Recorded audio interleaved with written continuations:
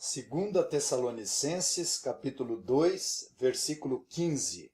Assim, pois, irmãos, permanecei firmes e guardai as tradições que vos foram ensinadas, seja por palavra, seja por epístola nossa. Senhor nosso Deus, nosso Pai, nós te louvamos e te agradecemos por mais uma exposição, mais um dia, onde alegremente estamos pregando a tua palavra, que ilumina os nossos olhos, abre o entendimento do nosso coração. E é pelo poder do Espírito Santo que nós pedimos e clamamos pela tua benignidade, imploramos pela tua bondade em favor dos ouvintes, para que experimentem o poder do Evangelho da glória de Cristo. Perdoe os nossos pecados e continue abençoando, expandindo o reino de Deus através desta obra. Oramos agradecidos em nome de Jesus. Amém. Aqui no Brasil, graças a Deus, não temos a experiência catastrófica que outras regiões têm do planeta, onde eles experimentam grandes desastres e desventuras naturais, especialmente através dos turbilhões dos furacões. Aqui e ali vemos esses abalos sísmicos na TV, com tempestades terríveis, arrastando casas, destruindo carros, batendo com grande ímpeto, levando árvores e até pessoas. Nós não sabemos aquilatar bem a natureza desses terríveis eventos. Mas se pela graça de Deus não temos esse tipo de experiências físicas com tornados e coisas do gênero, isso não significa que nós estamos livres de passar e enfrentar os vendavais na vida espiritual. Jesus contou uma parábola dos dois construtores que construíram suas casas, cujos alicerces foram uma na areia e outra na rocha, e disse: E caiu a chuva, transbordaram os rios, sopraram os ventos e deram com ímpeto contra aquelas casas. A casa que foi construída na rocha permaneceu diante das tempestades, mas a casa que foi construída na areia desabou, sendo grande a sua ruína. E não é raro que a experiência do crente seja acompanhada com as procelas na vida espiritual. Até as igrejas ficam abaladas pelas tempestades. Os tumultos das perseguições, os vendavais dos falsos ensinos, os temporais dos erros doutrinários e intelectuais e as próprias tentações individuais, fruto da corrupção da natureza, podem causar grandes danos morais e espirituais. E a igreja de Tessalônica, ela vinha sendo assolada por esses três tipos de abalos sísmicos. Nós vimos que tanto na primeira quanto na segunda carta, Paulo faz referência às perseguições. 1 Tessalonicenses, capítulo 1, versículo 6, com efeito, vos tornastes imitadores nossos e do Senhor, tendo recebido a palavra, posto que em meio de muita tribulação, com alegria do Espírito Santo. E nessa segunda carta, no capítulo 1, versículo 4, a tal ponto que nós mesmos nos gloriamos de vós nas igrejas de Deus, à vista da vossa constância e fé em todas as vossas perseguições e nas tribulações que suportais. O segundo temporal que a igreja estava enfrentando era o perigo de caírem na tentação da imoralidade e da impureza moral e sexual. Paulo disse: Pois essa é a vontade de Deus, a vossa santificação, que vos abstenhais da prostituição. E o terceiro turbilhão que a igreja enfrentava era o falso ensino com relação à segunda vinda. Eles pregavam que a parousia do Senhor Jesus iria ocorrer muito brevemente, e até mesmo que o Senhor já havia voltado, e por causa disso muitos deixaram o trabalho e partiram para a bisbilhotice. E Paulo rebateu esse falso ensino. Não vos demovais da vossa mente com facilidade, nem vos perturbeis, quer por espírito, quer por palavra, quer por epístola, como se procedesse de nós, supondo tenha chegado o dia do Senhor. Ninguém de nenhum modo vos engane, porque isso não acontecerá sem que primeiro venha a apostasia e seja revelado o homem da iniquidade, o filho da perdição. Em compensação, a Bíblia enaltece, a Bíblia recomenda e reconhece a virtude da firmeza da fé, ou seja, o caráter estável em contraste com esses vendavais que tentam desestabilizar a fé. Jesus disse que João Batista não era um caniço agitado pelo vento. Porém, João Batista era o maior dos profetas. Portanto, somos exortados a ficarmos firmes, inabaláveis e sempre abundantes na obra do Senhor, sabendo que no Senhor Jesus o nosso trabalho não é inútil. Assim, pois, irmãos, permanecei firmes e guardai as tradições que vos foram ensinadas, seja por palavra, seja por epístola nossa. Então vamos considerar esse versículo sobre o tema a firmeza cristã. E esse é o assunto desse versículo, que pode, inclusive, se estender a todo esse capítulo. E eu chamo a atenção dos ouvintes para a circunstância desse versículo. Nós temos aqui uma gratidão de Paulo pela eleição dos Tessalonicenses. Nós vimos no versículo 13 e 14, entretanto, devemos sempre dar graças a Deus por vós, irmãos amados pelo Senhor, porque Deus vos escolheu desde o princípio para a salvação, pela santificação do Espírito e fé na verdade, para que também vos chamou mediante o nosso Evangelho para alcançardes a glória de nosso Senhor Jesus Cristo. E aqui no versículo 15, Paulo admoesta os Tessalonicenses a permanecerem firmes, guardando as tradições apostólicas. A primeira lição sobre a firmeza cristã está alicerçada na eleição divina. Observe o versículo. Assim, pois, irmãos, permanecei firmes e guardais as tradições. Essas duas conjunções que aparecem aqui quando Paulo faz uso, assim, pois, nos remete ao contexto literário anterior, no que diz respeito à eleição divina. Quando Paulo se utiliza dessas duas conjunções, indica uma maneira enfática daquilo que Paulo disse sobre a eleição e um destaque vinculando aquilo que ele vai dizer. Há uma ligação dos versículos anteriores com este versículo. A firmeza da fé e da esperança aqui descrita é evidência da eleição. Na verdade, Paulo realça mais uma vez o que ele havia dito no capítulo 1, versículo 4 da primeira carta, reconhecendo, irmãos amados de Deus, a vossa eleição. A doutrina da eleição não é ensinada na Bíblia para nos conturbar, para nos alterar, ou confundir, ou nos trazer dúvidas, mas a doutrina da eleição, da predestinação, ela tem o propósito de nos trazer lições práticas. Nós vimos na exposição anterior, nos versículos 13 e 14, como a doutrina da predestinação nos leva a adorar a Deus.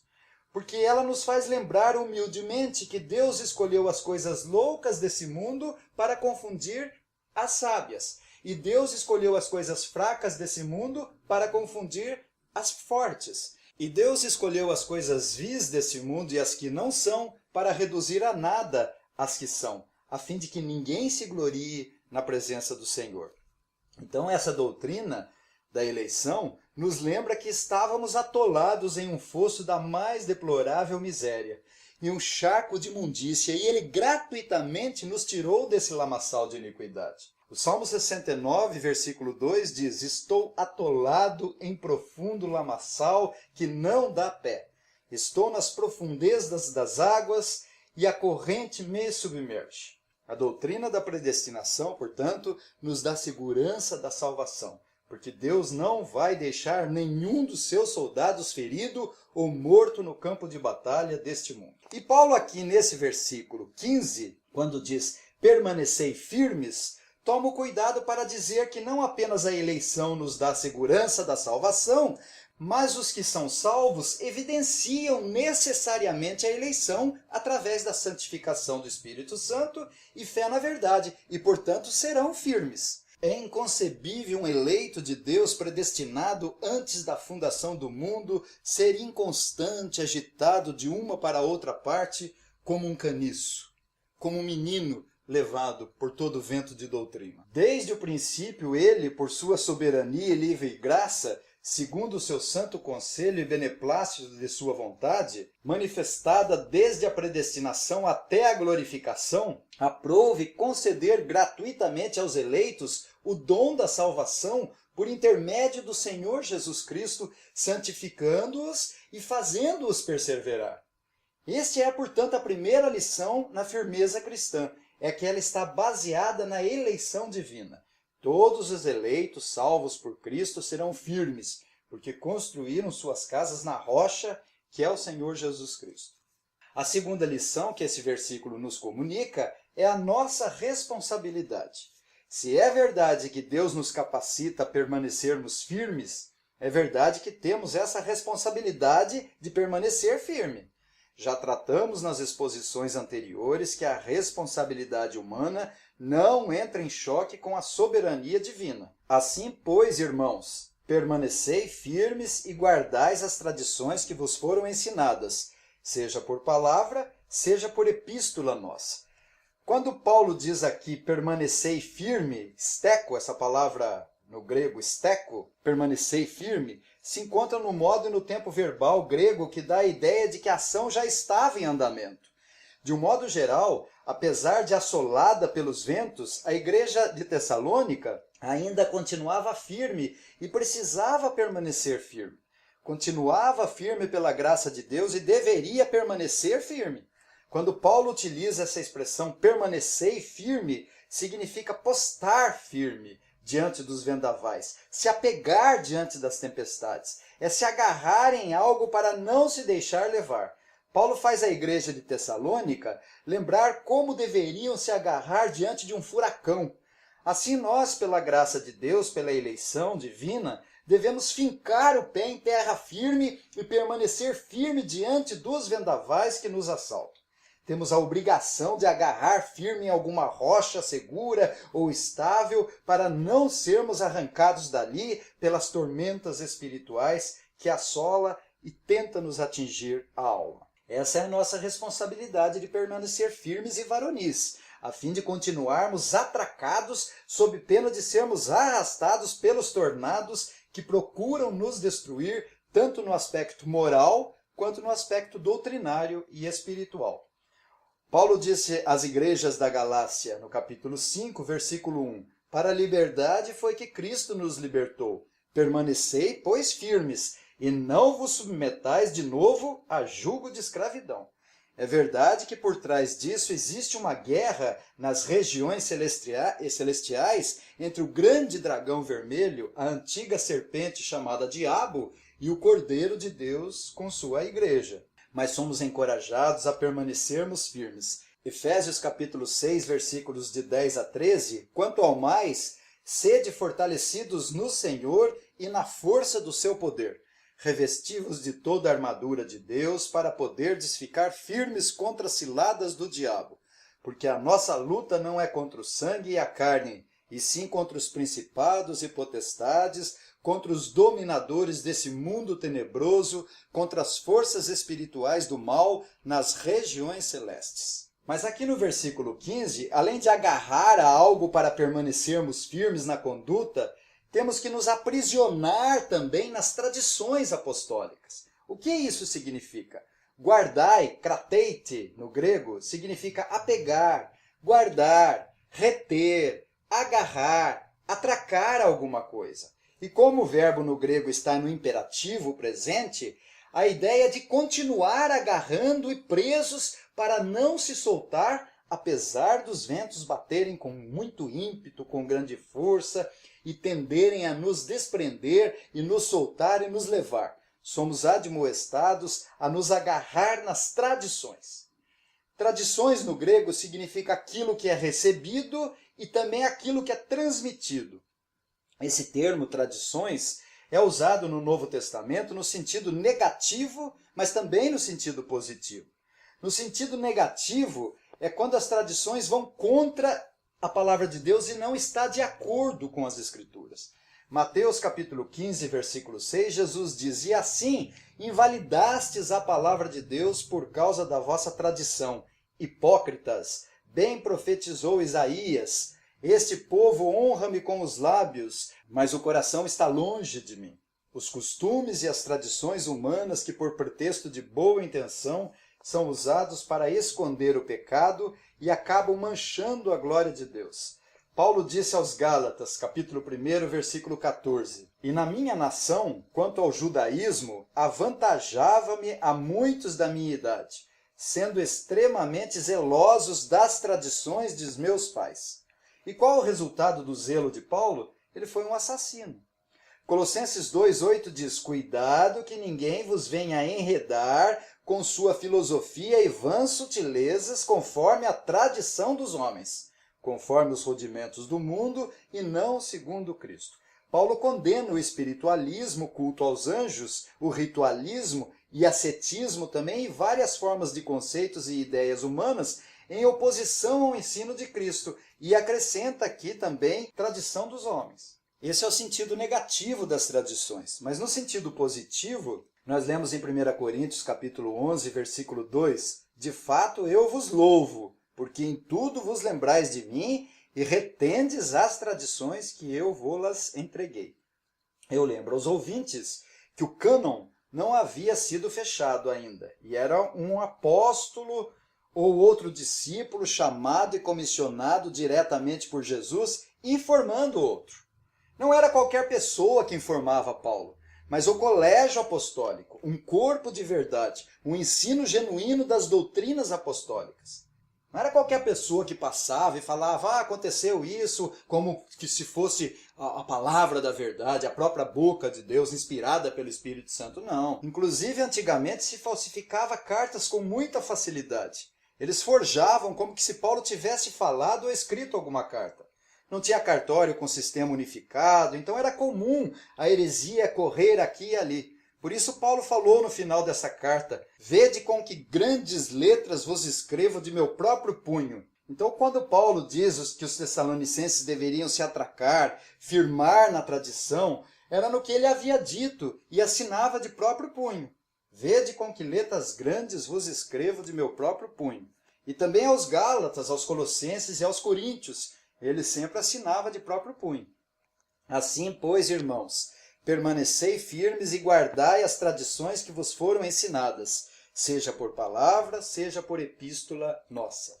Apenas para concluir, somos convocados a permanecermos firmes em meio aos vendavais das perseguições, as tempestades das tentações e as tormentas dos falsos ensinos que assaltam a nossa vida e a vida da igreja. Permanecer firme é a evidência da eleição divina. A predestinação que garante a nossa salvação não é uma licença para pecar. A garantia, a segurança da salvação não nos desestimula a santificação. Pelo contrário, nos faz briosos na jornada cristã rumo a Canaã celestial. O problema é que tentamos nos agarrar em outras coisas que não sejam no ensino apostólico, ou seja, na Bíblia. Mas devemos permanecer firmes. Jesus disse que o reino dos céus é tomado por esforço, e os que se esforçam se apoderam dele. Que Deus nos dê a graça de agarrarmos a rocha que é o Senhor Jesus Cristo. Ele é a rocha da nossa salvação. Só assim construiremos nossa vida alicerçada nas Escrituras. Devemos ter disciplina para orar e estudar a palavra de Deus, porque não é fácil e requer tempo. Assim como os grandes atletas que têm disciplina na alimentação, no descanso e praticam muito exercício. Exorto aos meus ouvintes a estudarem comigo essas cartas, mantenham a Bíblia aberta quando vão ouvir a exposição, ouçam a palavra de Deus várias vezes. Assim os irmãos ouvintes têm a compreensão de todo o contexto, conhecem um pouco a gramática, a teologia, a história, a cultura e a política social da época. Devemos conhecer todo o conselho de Deus, conforme Paulo disse em Atos capítulo 20, versículo 27. Devemos compreender e saber interpretar as Escrituras com as próprias Escrituras, objetivando conhecer a Deus melhor e mais perfeitamente. Paulo alertou, tem cuidado de ti mesmo e da doutrina. Diz a Confissão de Fé de Westminster, a regra infalível de interpretação da Escritura é a mesma Escritura.